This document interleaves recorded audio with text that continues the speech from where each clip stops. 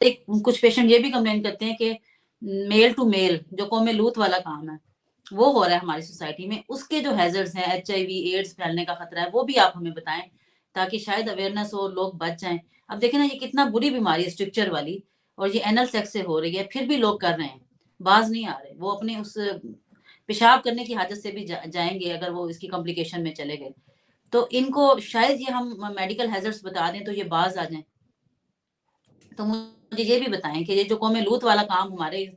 نوجوان نسل میں عام ہوتا جا رہا ہے، میل ٹو میل سیکس، اور اس کا کیا نقصان ہے؟ میل ٹو میل کے ایک تو نقصان یہی میں نے بتایا کہ ڈیفینیٹلی وہ اینل سیکس ہوگا، اینل سیکس کے جو ہیزرڈز ہیں وہ سارے ہوں گے، اس میں انفیکشنز ہوں گے، اسٹرکچر بنے گا، یورین کا پرابلم، بعد میں اریکشن کا پرابلم بن جائے گا۔ اچھا دوسرا اس میں یہ ہے کہ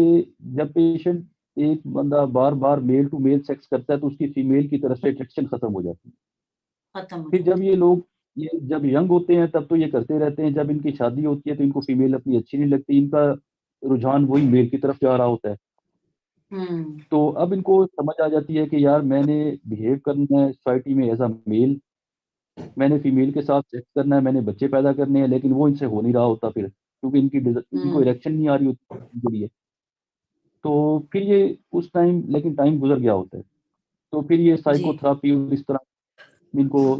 سیشن دینے پڑتے ہیں، تب کہیں جا کے یہ کچھ ٹھیک ہوتے ہیں۔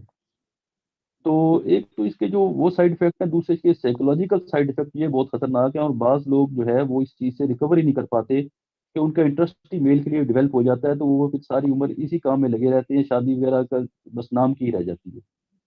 صحیح صحیح، ایک سوشل جو ایک یہ فیملی یونٹ ہے وہ بھی خراب ہوتا ہے، تباہ ہوتا ہے، مطلب ہر لحاظ سے انسان سائیکولوجیکلی، سوشلی، مینٹلی، فزیکلی اس کی ساری ہیلتھ ڈیمیج ہو جاتی ہے۔ ٹھیک، ڈیمیج تھینک یو سو مچ سر، آپ نے بہت اچھا انپٹ دیا اس معاملے میں۔